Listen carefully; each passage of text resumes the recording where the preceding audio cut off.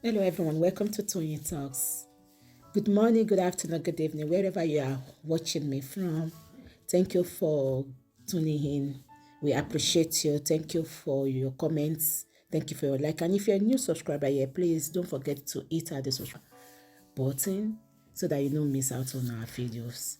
Yes, let's dive into this. Today's video is good. Watch it right now. Thank you. Till I'll see you in my next video. Stay safe, stay blessed. I love you all. Bye. Let me do a disclaimer. Disclaimer. This narration on this video, the title was brought from what we saw on social media that is going on. And I want to take permission from Yoruba Gidi. Yoruba Gidi, I'm going to use your audio in this video.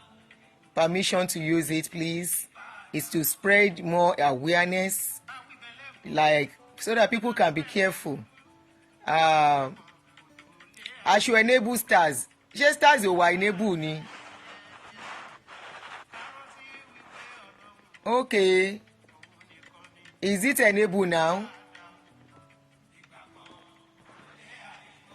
Show ti wa enabled.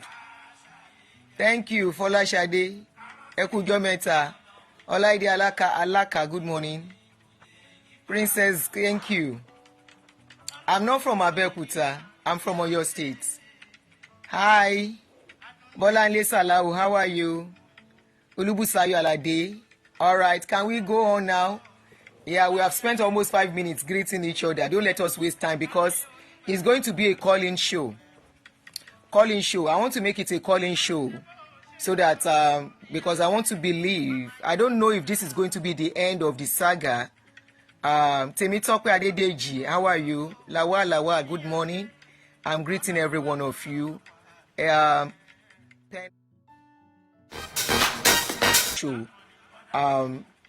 we listen to what we want to listen to, I hope you guys can remember how this saga started with Pastor Femi.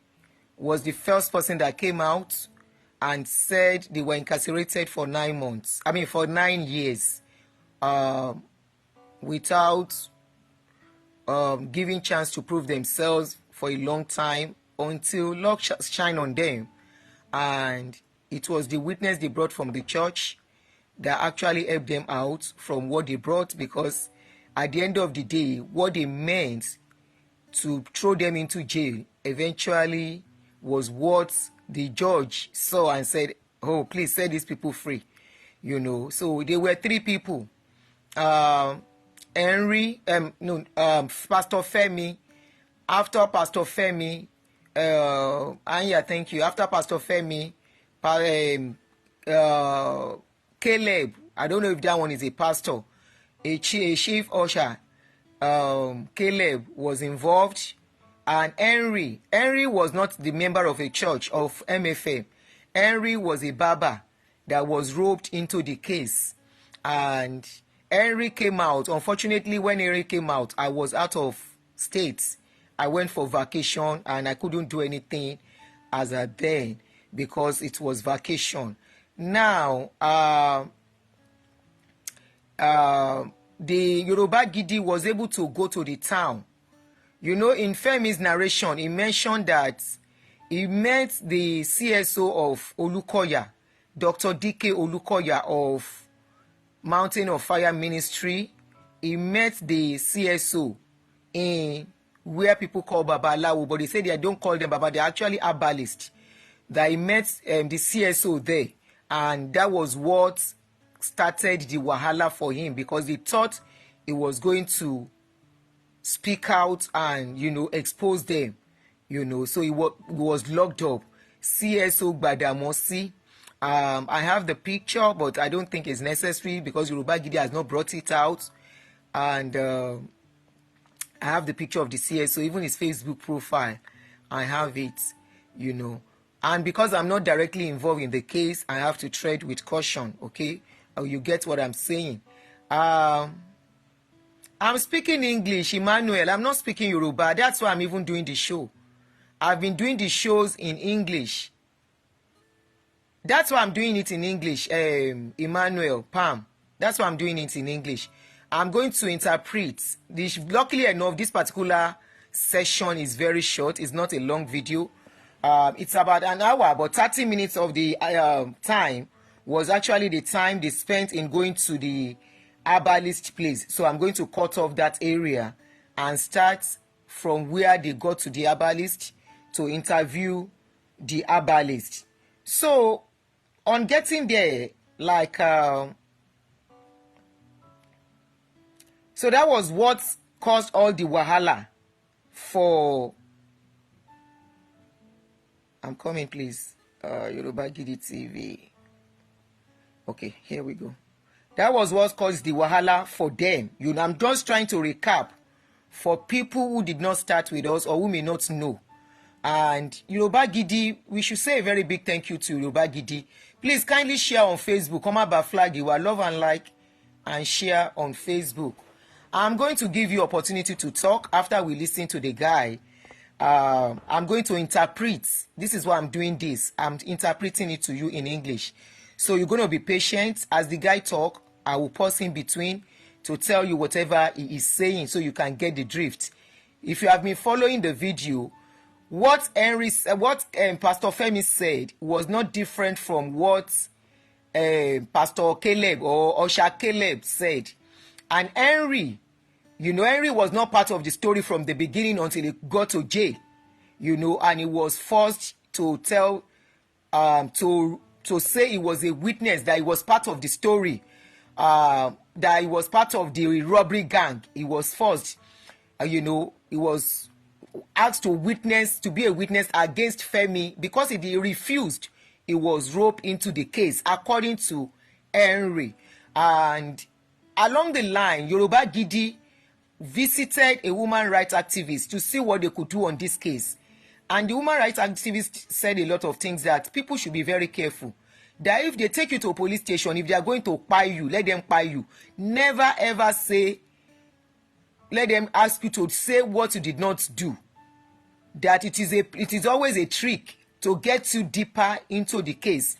Now, I want us to say a very big thank you by typing the name Mr. Kunle is it Fadugba or Fashugba of Yoruba Gidi. I even want to say, I will post him later. That guy has done a very beautiful job. He has really helped in this case to show us what is going on that most of us know in the police force, how things are going, and which the government should look into.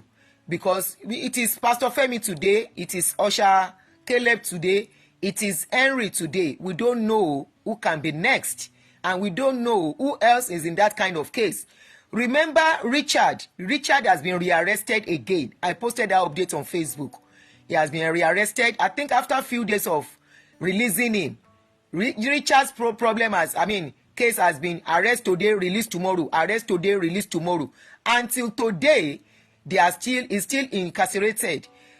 This particular guy too, that young boy, Adewale Ajimisogbe, a blogger who wrote about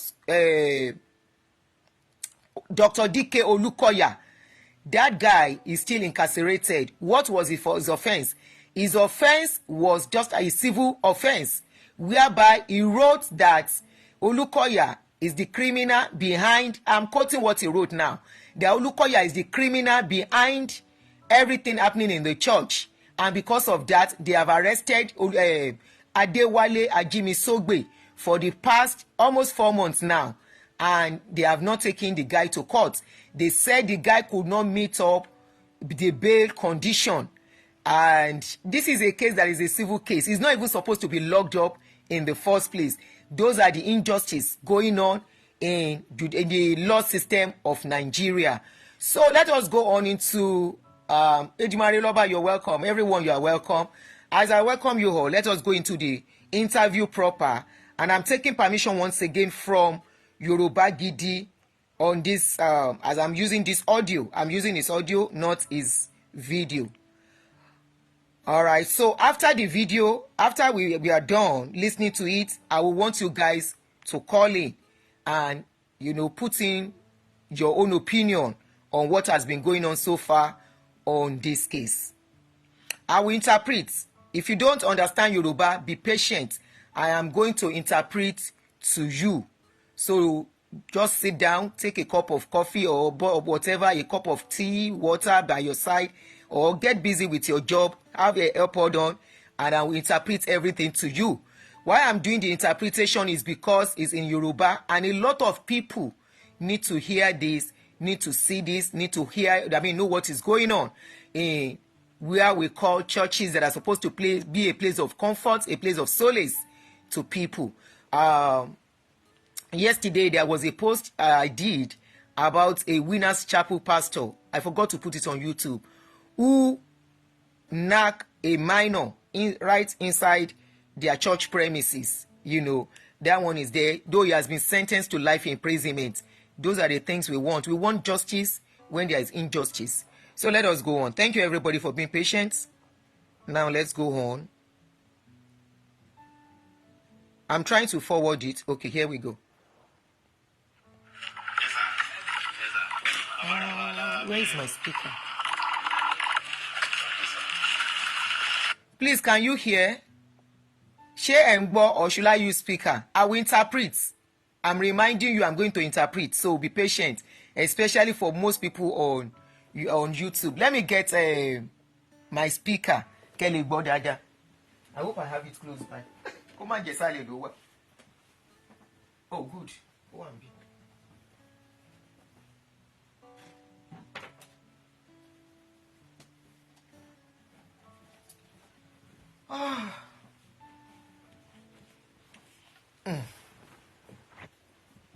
Nobody is telling you not to go to church. You can't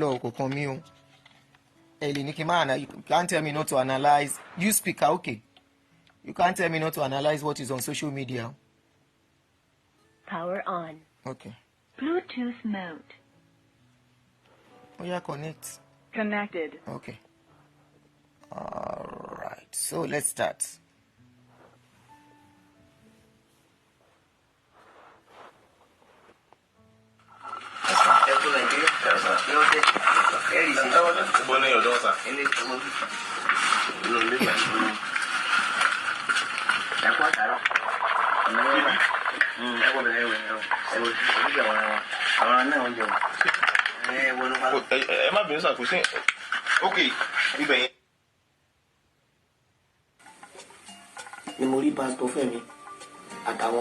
Hold on. What is Juju? Okay. Àsìtún láǹfààní Ọlọ́run gbà fún wa láti ṣàwárí ọkùnrin kan tó ń jẹ́ Oríyọmí Àmọ̀wó lórúkọ mi. Oríyọmí Àmọ̀wó lórúkọ yín.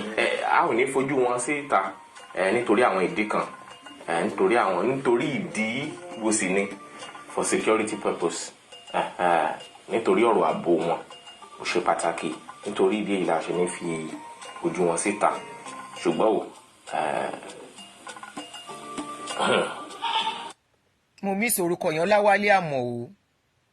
His name is Olawale Àmọ̀wó. So they are about to interview him now. Ṣé mẹ́ni tó ń jẹ́ Pastor Fẹ́mi? Mo mọ Pastor Fẹ́mi dáadáa. Báwo náà ṣe jẹ́ sí yín?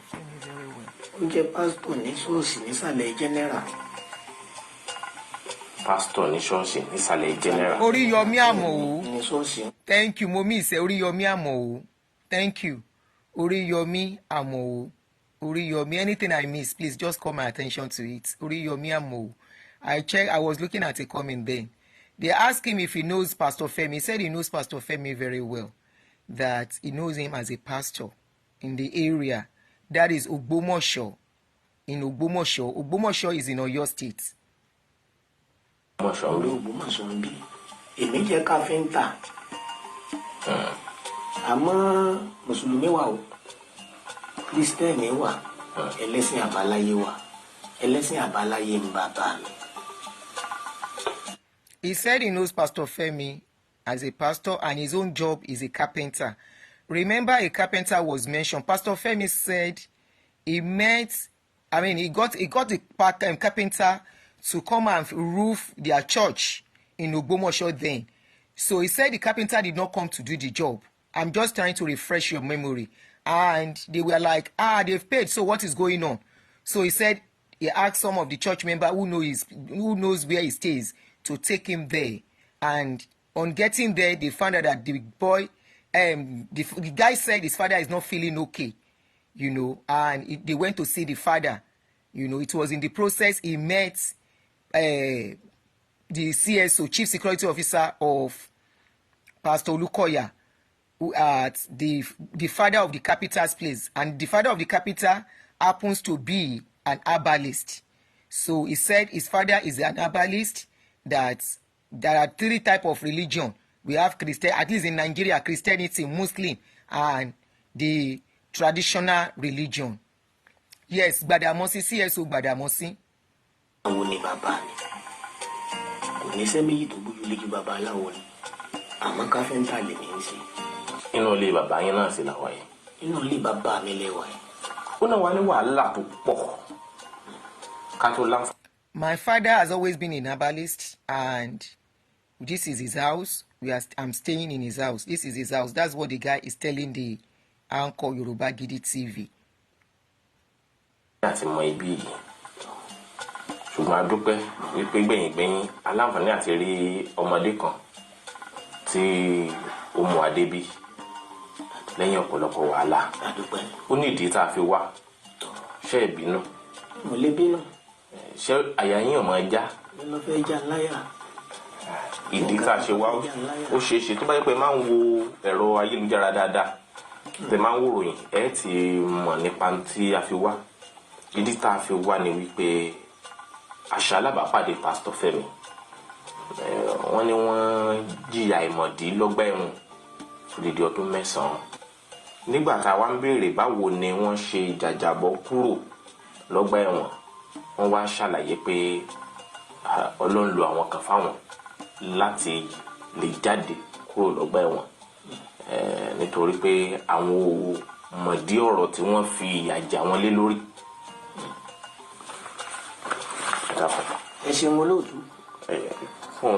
The Anchor Yoruba Gidi was telling him why they came, that they met Pastor Femi, and Pastor Femi told them of his experience and mentioned in the process his name, that he suffered for what he did not do.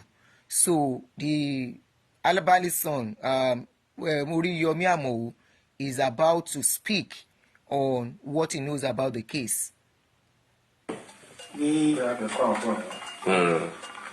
So mi ò ní ìdí ẹ̀ ńgbà mo ti ní lẹ́yìn fídíò lẹ́yìn ẹ̀jẹ̀ ń fẹ́lẹ̀ síbí. Ẹ bá mi love and like this on Facebook. Mo dúpẹ́ lọ́wọ́ yín. Wọ́n ní ẹni ó bá béèrè ọ̀rọ̀ ló fẹ́ di ẹ̀ gbọ́. Sí èmi o, Oríyọmí Àmọ̀wò, èèyàn dáadáa ni Pastor Fẹ́mi lọ́dọ̀ tèmi. Ìdí ni pé bí bàbá mi bá wà láyé ni, kì í ṣègbà tó yí bàbá mi yí ó kú ló kú. Torí Pastor Fẹ́mi ń jẹ́ nìkan tó ra ẹ̀mí bàbá mi padà. Nígbà bàbá mi ń ṣàìsàn. Pastor Fẹ́mi yìí fún mi lówó pé kí n bá wọn kànga sí ṣọ́ọ̀ṣì nísàlẹ̀ general. Advert. He said Pastor Femi is a good person to him, that his father was sick at a point. It was Pastor Femi that helped out. That Pastor Femi, how we got to know Pastor Femi was that Pastor Femi gave him a job to do some work in the church. That was how he got to know him. I want to skip the advert, please. Hold on. It's non-skippable advert. Okay. Wọ́n sì fún mi lówó tí wọ́n fi kan páànù. Okay. Àmọ́ sámọ̀sámọ̀ dédé àsìkò tó yẹ ń lọ ṣiṣẹ́ wọn sí. Ẹni bàbá mi dùbúlẹ̀ àìsàn. Ṣàdédé wọ́n ní bí ọjọ́ kẹrin ọ̀sẹ̀ bí ọjọ́ Thursday ni mo rí Pastor Fẹ́mi àtàwọn ọmọ ìjọ mẹ́ta. Wọ́n gbéra wọn lẹ́yìn, wọ́n wá bá mi nínú ilé láti wá sẹ̀mí ní gbèsè iṣẹ́ tí wọ́n gbé fún mi. Ṣùgbọ́n gbà wọn ó dé wọ́n bá bàbá mi ò gbádùn. Wọ́n jẹ́ kó yé wọn pé bàbá mi ò gbádùn. Mi ò jẹ́ mọ́ á lọ ṣiṣẹ́ tí ó yẹ kí n lọ bá wọn ṣe. Àwọn wá jókòó jókòó tí ẹ jókòó ní báwọn fẹ́ yọjú sí bàbá mi àwọn fẹ́ kí. He said Pastor Femi gave him money to make the ceiling of the church, that he was the one that made the bench that he sits in the church. They now gave him money to make the ceiling, the roof of the church. He said shortly after, his father fell sick and he could not continue the job. He was delaying with the job. He said, so suddenly one day, 4 people came. That is Pastor Femi and 3 members of the church. They came to his house. And he told them it was his father that was not feeling okay. Please follow the story. You can see consistency in the story. Just follow. If you follow Pastor Femi's case too, if you really listen very well, exactly what Pastor Femi said, that 4 of them went, that he and 3 members of the church, they were like, something that is about the church, you are not the only one that will handle it. You will call the others.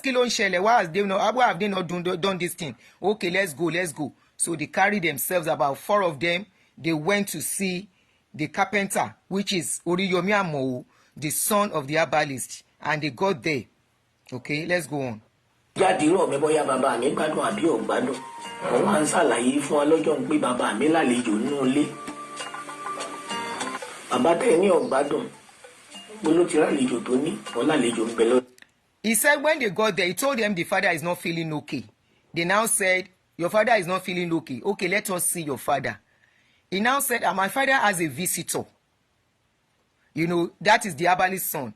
He was telling Pastor Femi and the rest that my father has a visitor. You can't see him now. They now said, your father has a visitor. We can't see him. The same father that you say is not feeling okay. So that prompted them to say they will wait and see his father before they go. Probably, I am just adding this, they feel the guy was lying. How can you say your father is not feeling okay and he has a visitor? Okay, we'll wait and see your father. So he said they sat by the door of the entrance to his father's apartment. Bàbá mi, ẹ̀yin lẹ́yìn wò pé mi ń ṣe káfíńtà, iṣẹ́ babaláwo bàbá mi ń ṣe. Kí ló kọ táwọn èèyàn bàbá yẹn ń ṣe? Orúkọ bàbá mi là ń pè l'Áràbà. Àràbà. Àràbà ń bàbá mi. Orúkọ tó lókìkí táwọn èèyàn mọ̀ wọ́n sí. Orúkọ Àràbà ń bàbá mi. Tó jẹ́ pé a ṣe wàhálà púpọ̀ ká tó débí nìyẹn. Torí wọ́n jẹ́ kó yé wa pé ká sáà máa béèrè ilé bàbá Àràbà. Ṣùgbọ́n ọ̀pọ̀lọpọ̀ wọ́n rájú ráyé ọpẹ́lọpẹ́ ọmọ kan tó ń gbé ní àyíká yìí tó jẹ́ àmọ́ pé bíi nílé bàbá Àràbà. Ṣó ti pẹ́ tán ti kú ni? Ó ti pẹ́ tí bàbá mi ti kú. Àmọ́dún ni bàbá mi ń pè Simon Fúlókù. Àmọ́ sámàsámà Pastor Fẹ́mi jókòó láti yọjú sí bàbá mi bálejò bá kú lọ́dọ̀ wọn. Ìgbà tí Pastor Fẹ́mi ó jókòó, èmi wọn náà la yọjú kóńtà. Àlejò wá kú lọ́dọ̀ bàbá mi ń lọ. Mo wá rí pàlejò tó jáde lọ́dọ̀ bàbá mi. Ojúbà bàbá mi sì ni. Òun àti bàbá mi ti wà tipẹ́. Ní máa ọkùnrin tí ń jẹ́ Michael. Gbadamosi. Ṣé bẹ́ẹ̀ bá rí onítọ̀hún ní ìsìn iṣẹ́ dàmọ́? Àwọn náà mọ̀ mí. Títí dòní bó bá rí yín mọ̀ yín. Ọ̀pọ̀lọpọ̀ nǹkan tí ń ṣe lọ́dọ̀ bàbá mi ò kéré. The man said his father's name is Araba in that state, in that town, in Ogbomoso. So he said they now waited. He, along with Pastor Femi, they sat by the side of the entrance of the house. He said it was in the process the guest that came to see the father came out. And he said that guest is somebody that is a very constant, regular visitor to his father's place. So the uncle was asking that, do you know the person? He said, oh yes, I know the person very well and the person know me very well if he should see me.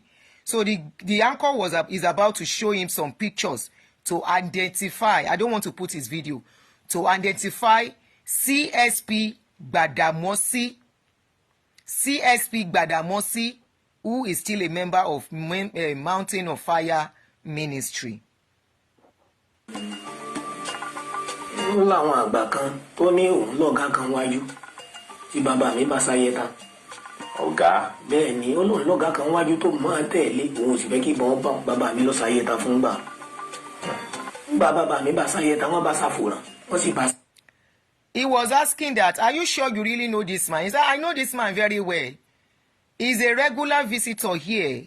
And what he told my daddy, my father, that is the herbalist, is that he has a oga, he's working with an oga, and that oga they are doing juju for the oga. The juju is that anywhere they shoot the oga, the bullet no go touch the oga. They call it ayeta in Yoruba. Ayeta means bullet cannot touch me. Bullet cannot penetrate. That is what it simply means in a very simple language. Bullet cannot penetrate, or bullet must not penetrate. I think bullet must not penetrate juju. He said that is what one of the things he came to do in his father's place. And the bullet must not touch me juju is for the oga that CSO Gbadamosi is working for. And according to what we are hearing, bulletproof, thank you. Local bulletproof. Eshe, thank you, Jere. Local bulletproof. Local bulletproof.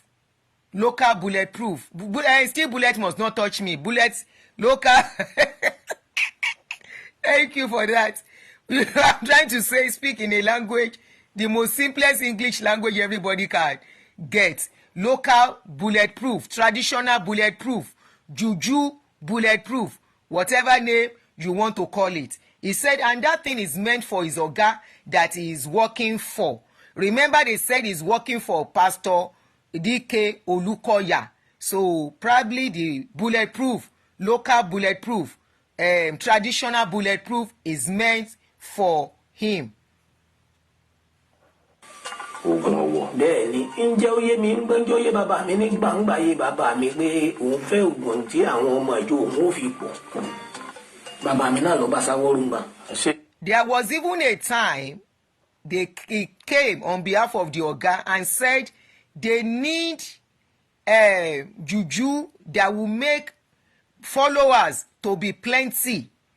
Make followers just dey enter, make dem dey come, make dem dey enter, make dem dey come. He said it was he said na him papa, the man said na him papa still do that juju for the man, the CSP Gbadamosi, for his oga. Okay, for his oga. They call it aworo. Aworo in Yoruba. Oh yeah, give me the meaning of aworo, the interpretation of aworo in English. That is juju wey go dey make people attraction, wey go dey make people to come to your church. He said na him papa still do the juju. The guy is talking about crowd puller. God bless you. I get people wey sabi English where we're here. Crowd puller.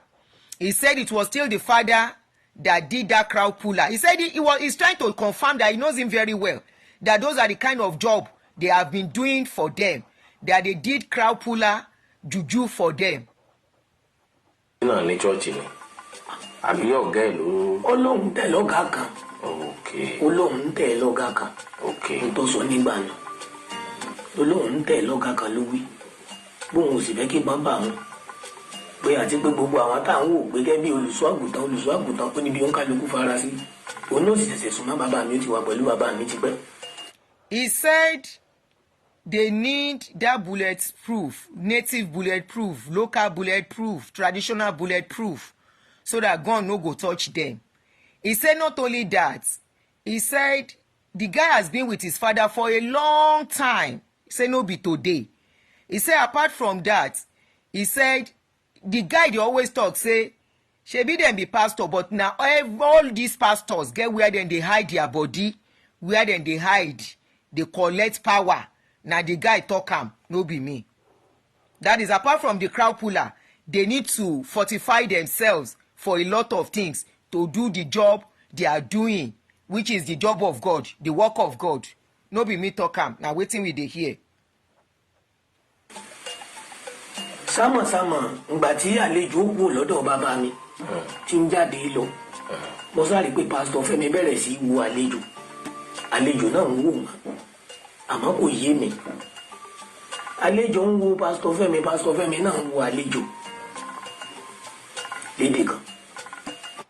As the visitor was going out, which is CSP Gbadamosi, the CSO, I mean I say CSP, the CSO Gbadamosi, the CSO to Pastor Olukoya, he said as this CSO was going out, he said he saw Pastor Femi and both of them were looking at each other, and he was wondering why are they looking at each other.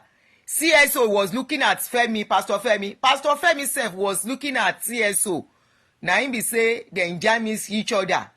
CSO Gbadamosi and Pastor Femi, he said they begin look at each other. Na him be say ojú kòró kì í pojú kòró jẹ, ojú kòró náà fi ríra wọn, kòró eyes each other, they meet each other for herbalist house. You understand?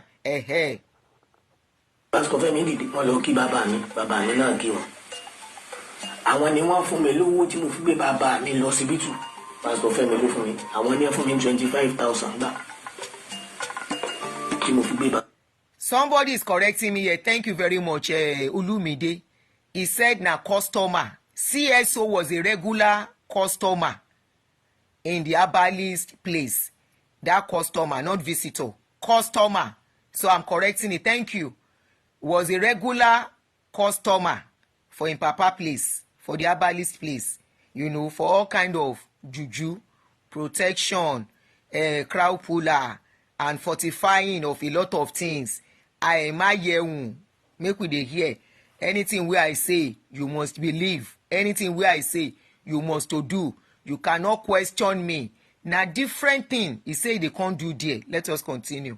So Femi and CSO, they can't see each other. Remember, we are talking about CSO Gbadamosi, the CSO to the MFM pastor, DK Olukoya. And the guy say, na in oga, he dey can't do the juju for. No be me talk am. Na wetin he talk, I dey talk. Lọ sọ síbi tí wọ́n sì tán fún mi lówó 20,000 jẹ́ 45,000 tí wọ́n fún mi gbà tí mo lọ fi parí iṣẹ́ church yẹn fún mi ní ṣọ́ọ̀ṣì. He said later, as the CSO comot finish, the customer, regular customer, he say na regular customer. I say waka go finish. Me I dey do English because I say I dey try to do simple English. Na so I dey mix am with English and broken. You no come get leg.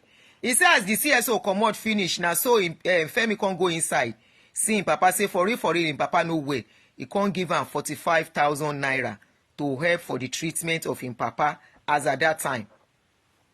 Àmọ́ bá mo wá débẹ̀ láti lọ parí iṣẹ́ Pastor Fẹ́mi pè mí wọ́n ní àwọn fọlọ́run ọba bẹ̀ mí o kí n dáhùn ẹni ọwọ́ bàbá mi wà o sí mo mọ̀ ni mo ní mo mọ̀ ó ń bára bàbá mi ni léèyàn Gbàdámọ́sí ó ń bára bàbá mi dáadáa ni kò ṣẹ̀ṣẹ̀ máa sún bára pẹ̀lú bàbá mi ọjọ́ ti pẹ́ tóun àti bàbá mi ti wà. Wọ́n wá ń jẹ́ kó yé mi pé láti bó ló ti wá mọ́ láti ìlú Èkó ní tí máa wá bàbá mi wá. Sẹ́yìn mọ̀ ni wọ́n ní àwọn fọlọ́run ọba bẹ̀ mí kí n ṣàlàyé fáwọn báwo lẹ́ni ń ṣe jẹ́ sí bàbá mi wọ́n jẹ́ kó yé wọn pé kọ́ oníbàárà bàbá mi ni. He said as the guy was going, as the CSO comot, he said the guy go inside like I said, see him papa, give am money. Part of the money, thank you for that reminder correction. Part of the money is to complete the job. Part of the money is for the treatment of the father. I think 20,000 for the father, then 25,000 to finish the job, then give am. He said, he can't ask am, say, this man wey comot, where you take know this man? He can't tell am, say, this man a regular customer for my father place. Say, this man is always coming to my daddy. Say, you know am very well. Now our customer, regular customer for inside this place. Now Femi dey ask am, Pastor Femi, na him dey ask Amowo, Oriyomi Awomowo, the herbalist son, say, how you take know this man wey dey go, wey be CSO Gbadamosi? He come tell am, say, na regular customer for here now. We know am very well for here. Tí ìbá ṣe pé gbà bàbá mi kú ìgbà wo ni wọ́n kú. bàbá mi ti kú ní ìsìn lọ bí sọdún kẹwàá kọ́ yìí. ti lọ di bí ọdún mẹ́wàá báyìí. bí ọdún mẹ́wàá báyìí. tó dáa ẹ máa sọ bọ́rọ̀ yín bọ̀. lọ bí ọdún mẹ́wàá báyìí ti bàbá mi. àwọn wa ń bi mí léèrè pé bó mo ti mọ̀ wọn mo wá ń jẹ́ kó yẹ kó ń bára bàbá mi ni kò ṣẹ̀ṣẹ̀ wà pẹ̀lú bàbá mi ọjọ́ ti pẹ́ kó ti wà pẹ̀lú bàbá mi. ọ̀pọ̀lọpọ̀ tí ẹ ti máa ṣe bó tilẹ̀ jẹ́ pé nígbà náà èmi ní ètò báyìí ọ̀pọ̀lọpọ̀ iṣẹ́ tí máa ṣe ni bàbá mi máa ṣàlàyé rẹ̀ fún mi pé tọ̀ iṣẹ́ tí Gbàdá lòun ó gbé lórí ìhù orí Gbàdá ń bàbá mi gbé. Gbàdámọ́sí Gbàdá ní jẹ́. ṣé ẹ lè júwèé bẹ́ẹ̀ ni ẹ̀ ń tẹ́ Gbàdámọ́sí tẹ̀yìn ń múlẹ̀ mọ̀ yìí báwo ló ṣe rí ẹ júwèé ẹ̀. Gbàdámọ́sí ó jẹ́yàn tó lómi láàbá yóò sì pupa orí rùmùrùmù nígbà dàkàwé orí rùmùrùmù ó sì pupa. He said his father died 10 years ago. He said when Femi now asked am, he tell am say na regular customer for him papa place and he dey come for different job for him papa place. He said how him take no be say there are times him papa whether him papa no go dey, him papa go tell am say this job na for Gbadamosi o. That is how we get to know the kind of job wey Gbadamosi dey come do. The CSO Gbadamosi, that is how we get to know the kind of job wey Gbadamosi dey come do for him papa place. You know, say this one no na this job o, this one no na this job, this one na this job. Say na so him papa go tell am when him papa dey call Gbadamosi Gbada. The uncle is now still asking him say can you identify Gbadamosi? Eba me love and like Ejo on Facebook and share. That can you identify Gbadamosi if you see am? He say yes. He say Gbadamosi is light in complexion. He get body. Say there is no how we can mistake am because na regular customer. In dey talk am say na customer wey don tey with them. No be today. Say na customer wey dem don know tey. Only God know how many years. Whether na when they want to start the job. I no know. I no kuku mention the job wey dem dey do. Make we dey listen go. tí n bá fi hàn yín ṣe é dàmọ́. mo gbọ́dọ̀ dàmọ́ ó náà mọ̀ mí àjọ mara wa. ẹ wo fídíò yìí. Gbàdàkọ́ yìí o Gbàdàkọ́ yìí. ẹ wo fídíò yìí. mo rí. ẹ rẹni tó wà nù ojú fídíò yìí. Gbàdàkọ́ yìí Gbàdámọ́sí kọ́ yìí. ok tẹ ẹ bá ti rí kẹ sọ o. And that is where the state corporation started and they were rounded up. sọ̀rọ̀ Gbàdámọ́sí kọ́ yìí Gbàdámọ́sí pupa jù báyìí lọ. ẹ̀yà òun náà. Gbàdà rèé o Gbàdà gangan rèé. ń rèé. ó ń bára bàbá mi gangan. ó ń bára bàbá. No vex. That the guy make me laugh.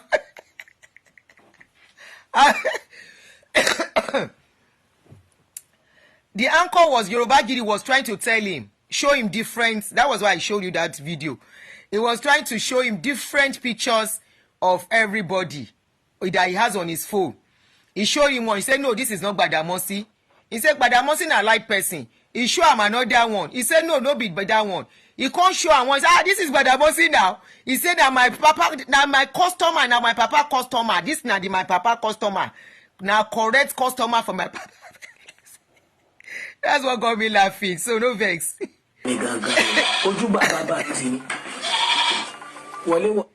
He said na my papa. He said he's very, very close to my papa. He said the guy close to him papa very, very well. That they be paddy, serious paddy. Bàbá mi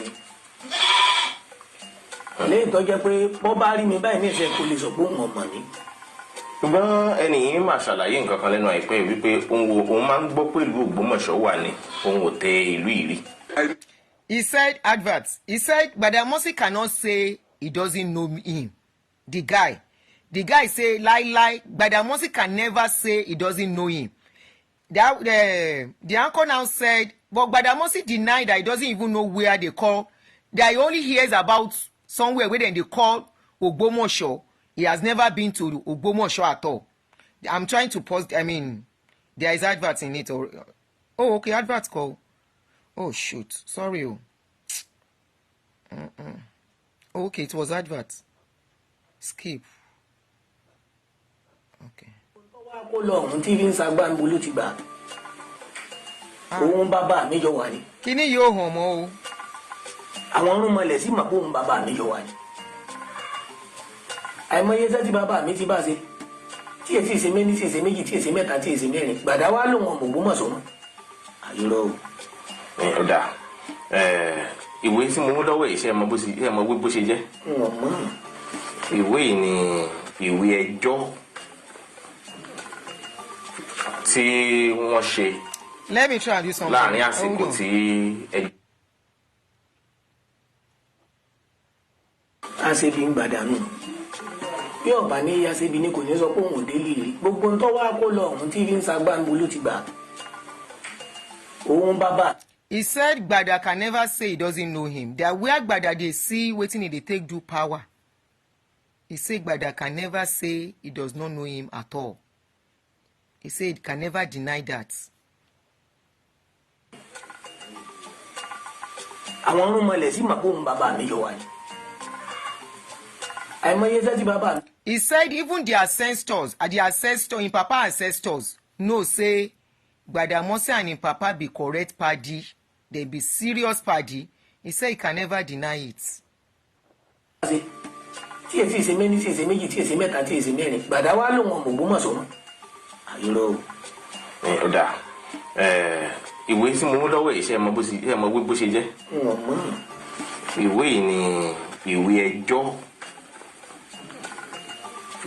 tí wọ́n ṣe láàrin àsìkò tí ẹjọ́ ń lọ lọ́wọ́ tí pásítọ̀ Fẹ́mi àtàwọn méjì míì wà ní ọgbà ẹ̀wọ̀n. òun náà sì ni ìwé ìdájọ́ tí wọ́n fi yọ pásítọ̀ Fẹ́mi àtàwọn méjì yòókù kúrò ní ọgbà ẹ̀wọ̀n. a gbọ́ wípé ẹ wà lára àwọn tó wá ṣẹlẹ́rìí fún pásítọ̀ Fẹ́mi. ẹni tó gbé ń dẹ́kù. So the anchor was saying all the documents he has with him are documents that the court judgment that was given to those people that he did at a point, had about say they put Femi inside jail. He won't tell the story of how he came to know say Femi dey inside problem. That is what he's about to say now. ni pé pásítọ̀ Fẹ́mi ìṣèyàn bẹ́ẹ̀ lọ́dọ̀ mi mo pe nọ́mbà pásítọ̀ Fẹ́mi kò lọ mo wá pe nọ́mbà kejì àbúrò pásítọ̀ Fẹ́mi ló gbé. ǹjẹ́ bó ń pásítọ̀ Fẹ́mi wà o torí mo máa rúnà lọ́wọ́ tí wọ́n máa ṣe fún mi èèyàn tí wọ́n mọ̀ rí títí ń gbéṣẹ́ fún mi tí mo ti ń bá ṣiṣẹ́ náà jọ. ẹ̀yin náà ti dọ́mọ ìjọ ń gbà náà ni. mo ti dọ́mọ ìjọ ń gbà mímú bá ń àyí pásítọ̀ Fẹ́mi náà túká. ìjọ túká. àyí pásítọ̀ Fẹ́mi. He said at a point he was part of the church. He said he joined the church. He no come see Pastor Femi again for church. He said as he no see him, he dey ask say where Pastor Femi. He can't call a number. His first number no go. He called the second one. Na Pastor Femi brother pick am. So the uncle was asking, say, you yourself don't they go church? He say, don't they go? He say, and Pastor Femi, now because Pastor Femi, they very good to him. And of course, as a pastor, maybe Pastor Femi tried to convert him. Now he can begin go to the church. I don't know. I'm just saying. He said, because he no hear from Pastor Femi, he became worried.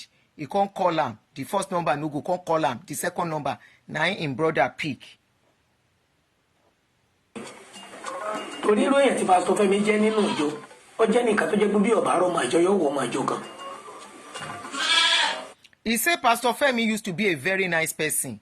He said if Pastor Femi no see you for church, he go come look for you.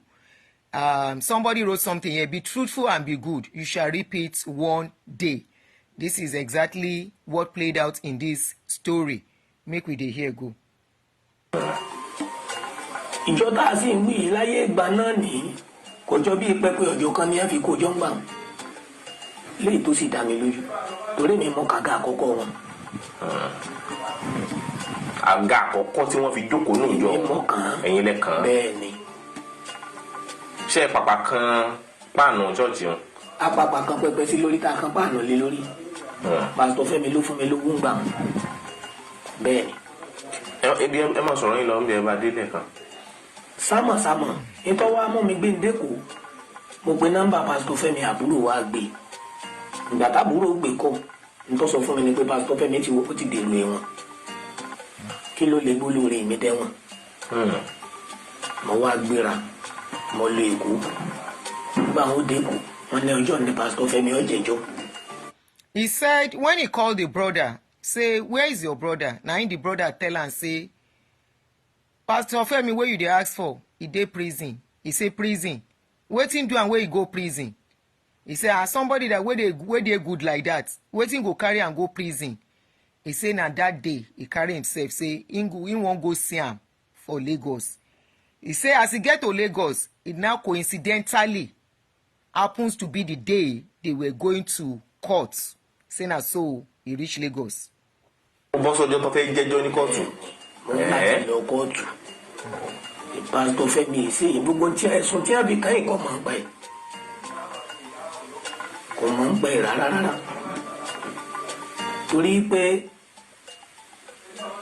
Michael dáhùn Gbàdàmọ́sí dáhùn yìí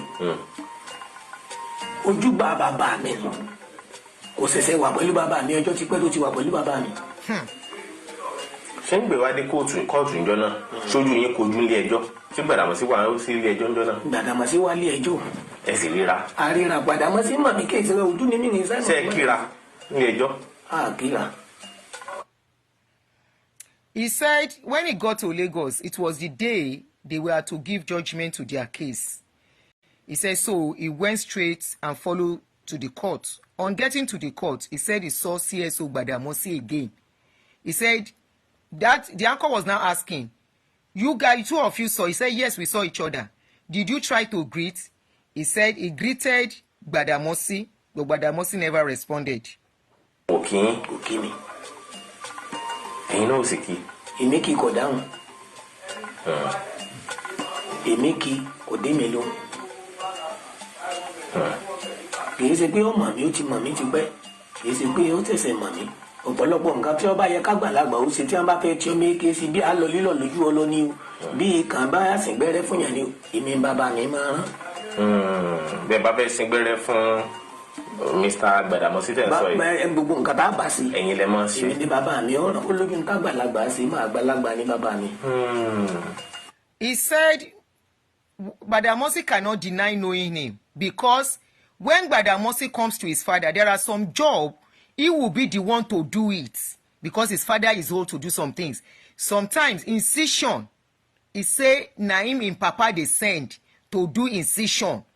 So he is wondering why Gbadamosi will say he doesn't know him or he has never been to Oshogbo.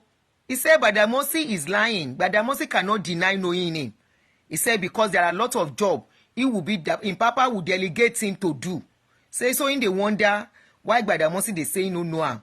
They deny say he never been to Gbomosho. Because I learned, I told you I was on vacation. So I think I missed some things. I learned there was a press conference by the church where Gbadamosi was denying ever going to Gbomosho. Ever denying going to Gbomosho. He said he was denying. Oh, did I say Oshogbo?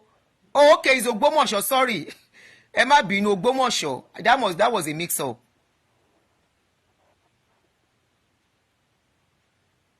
That he doesn't know him at all. He said he cannot say he doesn't know him. Yóò bí wọ́n ṣe wá Gbàdàmọ́sí ọ̀gbọ́dọ̀ pé wọ́n mọ bàbá mi rí yóò ṣe àpò wọn mọ bàbá bó wọn kọjá l'Ógbómọ̀ṣọ́. Ẹ lówó mo Gbómọ̀ṣọ́. Ọlọ́run ò dé lu èrè. Àṣebí Gbàdàmú. Ó dà ẹni nígbà náà ẹ̀yin gan ti dọ́mọ ẹjọ́ ẹ máa ń rí ṣọ́ọ̀ṣì. Bẹ́ẹ̀ni. Lẹ́ẹ̀kọ̀ọ̀kan àbí déédéé. Lẹ́ẹ̀kọ̀ọ̀kan. Ẹ̀kọ̀ọ̀kan lẹ máa lọ. Kí wàá ló dé? Torí nígbà mo débí nìsín mo ń wọ ọ̀pẹ̀lẹ̀wò nǹkan wájú wọn. Nígbà mo sì dé wọ́n lẹ́ lálejò kan tá a kàn mọ̀ọ́mọ̀ tá a ya fídíò wọn. Àwọn àlejò sì wà ń ta báyìí tí mo ń dá ló.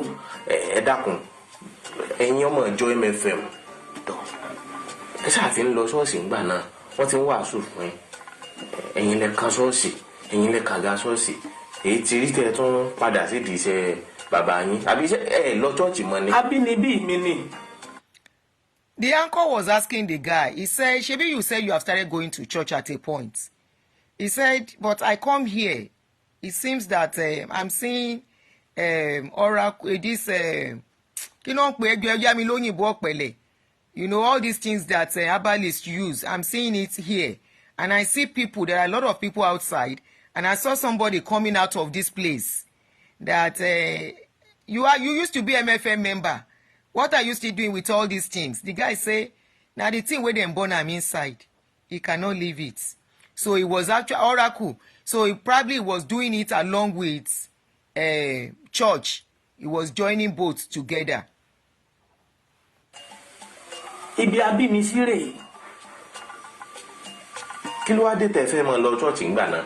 Ètò jẹ́ máa lọ bẹ ni pé bí mo ti ń gbà sẹ́nu nígbà. Wọ́n sì ń gbéṣẹ́ fún mi. Ibi mo ti. He said the reason why he started going to church was because he was getting job from the church. So he decided to continue, to be part of them. Say that they give him a job well for the place. Remember, they were building the place then, according to Femi. They were building the place, and he said he was the one that went to start the place for them. If you remember, he was transferred there or something.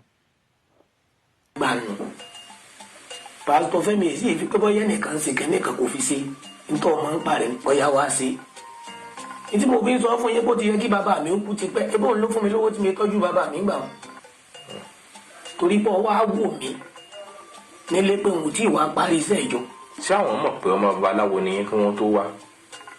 Ṣé Pastor Femi? Òun ọmọ nǹkan kan, káfíńtà ló mọ̀ mí mọ̀. I love this question. The uncle was trying to, this OM Yoruba Gidi has been very neutral in this case. He said, did Pastor Femi know say you be Babalawo pikin when he asked you to be doing the work in the church? He said, Pastor Femi no. Pastor Femi just know I'm as carpenter. He no know I'm say in Papa na herbalist. He say he just know I'm as carpenter for the area. In the work for them as carpenter, I never know. So that's a very good question. Káfíńtà ló mọ̀ mí mọ̀. Wọ́n táwọn mélòó tí wọ́n wá lọ́jọ́ náà? Òun àtàwọn ọmọ ìjọ mẹ́ta ni. Ṣọ́kùnrin ni. Somebody here on YouTube said, one thing with traditionalists is that they hardly lie. No, they don't. They don't. That's a very logical question. Very, very logical question. If there is a lie there, something will have come out. Ọkùnrin wà nínú. Ọkùnrin méjì obìnrin kan ní àjọ wa. Ọkùnrin méjì. Obìnrin kan ní àjọ wa mẹ́ta ni wọ́n tẹ̀lé Pastor Femi wá. Wọ́n wá jẹ́ mẹ́rin. Wọ́n wá jókòó níwájú tàtẹ́ ọgbà wọlé náà wọ́n jókòó sí. Wọ́n bá àlejò ń bẹ lọ́dọ̀ bàbá. Àlejò tí sì ń bẹ lọ́dọ̀ bàbá mi náà Gbadamosi. Àmọ́ jíjáde tí wọ́n wá jáde ta. Mo rí pé Pastor Femi ń wo Gbàdá kọ́sítọ́mà bàbá mi. Gbàdá náà ń wo Pastor Femi. Àmọ́ tí ń bẹ náà méjèèjì mi ò mọ̀. Àfìgbà mo dé ṣọ́ọ̀ṣì lọ́dọ̀ Pastor Femi ló wá pè mí pé mo fọlọ́run ọba bẹ̀ mí o. Kí n dákun ẹni ó wá dọ̀ bàbá mi aráàlú wo ni Ọládèkú ló ti wá. Kí wàá lẹ sọ fún fàgà tẹ́ fi lọ sí church MFM mọ́? Ń rò pé tí ń lọ tẹ́lẹ̀ ibẹ̀ lẹ ti ń ríṣẹ́ gbà wọ́n ṣe dáadáa sí ń bẹ̀. Ẹ sì ti bẹ̀rẹ̀ sí darapọ̀ mọ́ kí lẹ ló fàgà tẹ́ fi lọ mọ́. Ọ̀rẹ́ jọ mímọ jọ̀rẹ́ mi ẹni a bá fojú lọ láàfin wájọ ẹni tí ń gbéṣẹ́ fún mi ti kú ń bẹ. Bó sì ti kú èèyàn tí wọ́n. I missed something out. He said when Femi, that was about a few minutes ago, he said when Femi had problem and was not in the church again, he said things fell apart in that church. Now they are asking him, why did you now stop going to MFM? He said, apart from he has his own job, which is that oracle thing, he said Femi was not coming there again. Now Femi no for that place. And now Femi close to Ram. So wetin won't go begin do there again. He said that was why one of the reason he stopped. Wà ń bẹ̀ ní ẹsẹ̀ kan ọmọ dédé tí ń ṣe mọ́ àti pé iṣẹ́ bàbá mi ni mo wá fà padà wá jókòó tì báyìí iṣẹ́ káfíńtà náà bá wọlé à ń lọ bá wọn kan lé o. Ẹ sì ń ṣe dè ní. Mo máa ṣe kò sì ṣiṣẹ́ sí bàbá mi. Iṣẹ́ tí mo fàárọ̀ ọjọ́ kọ́nu èyí tí a bí mi sílẹ̀.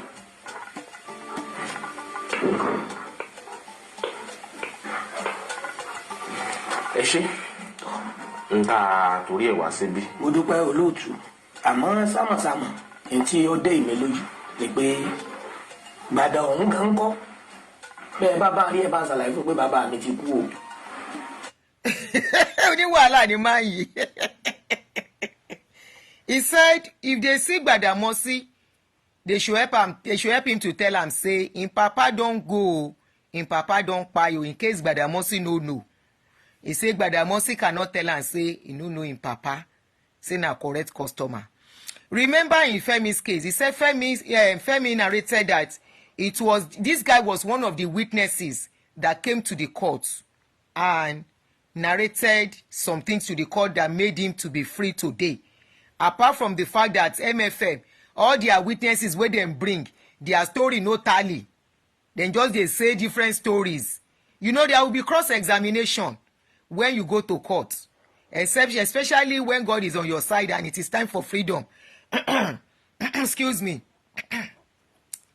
So he said, you remember he said Femi said the stories were not together anymore. You know, that they were just saying different story. But he said Gbadamosi na correct customer for him papa place. He can never ever deny. Make them tell am say him papa don kpai. Make them tell am so that he can know. kò gbọ́dọ̀ kó mọ bàbá mi pé bàbá mi ti kú àmọ́ èmi gẹ́gẹ́ bí ẹnìkan kó ti padà bí iṣẹ́ bàbá mi bó bá tán ní èdè nǹkan lẹ́yìn.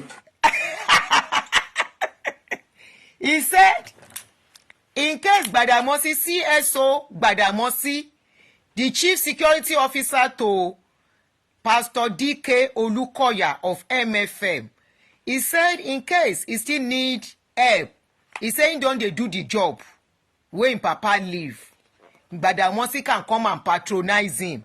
He said as he dey patronize him papa, he said he can come and patronize him because him papa leave the job for am and he still dey do the job and he's ready.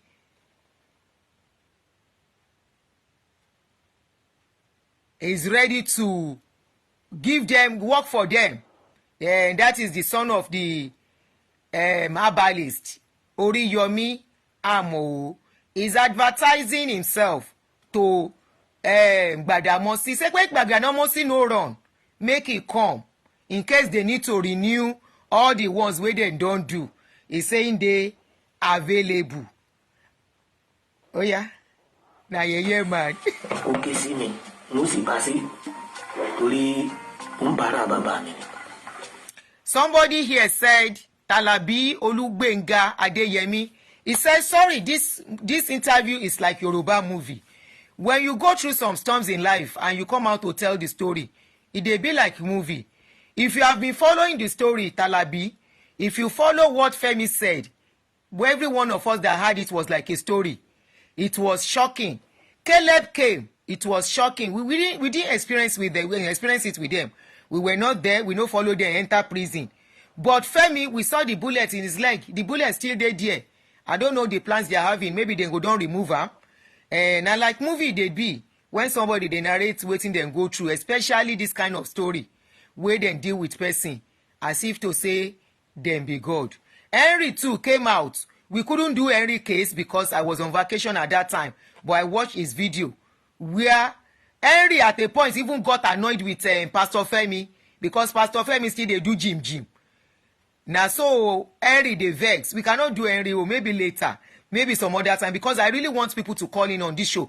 Aunty Ade